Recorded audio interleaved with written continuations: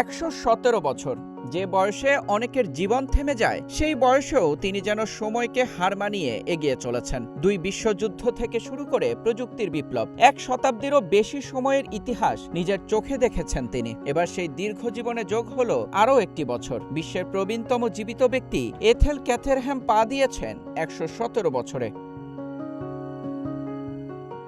1909 সালের 21 আগস্ট জন্ম এথেল ক্যাথেরহ্যামের। তখন পৃথিবী ছিল আজকের চেয়ে সম্পূর্ণ আলাদা। এরপর পেরিয়ে গেছে 117 বছর। এই দীর্ঘ সময়ে তিনি দেখেছেন 2 বিশ্বযুদ্ধ, মানুষের চাঁদে পা রাখা, প্রযুক্তির অবিশ্বাস্য পরিবর্তন, এমনকি করোনা ভাইরাস মহামারীও। 2025 সালে ব্রাজিলের ইনাহ ক্যানাবারো লুকাসের মৃত্যুর পর বিশ্বের প্রবীণতম জীবিত ব্যক্তি হন এথেল। আর এবার 117 বছরে পা দিয়ে গড়েছেন আরও একটি বিরল মাইলফলক।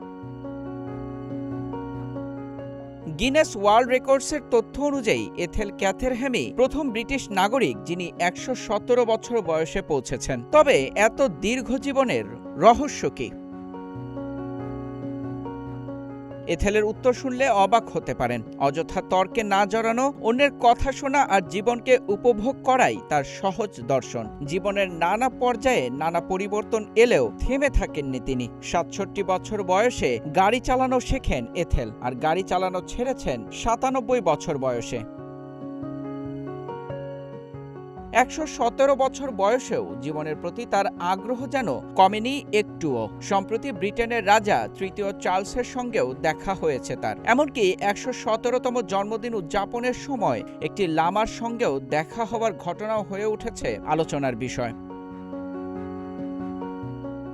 117 বছর একজন মানুষের জন্য শুধু একটি সংখ্যা নয়, এ যেন পৃথিবীর বদলে যাওয়ার 117 বছরের জীবন্ত ইতিহাস।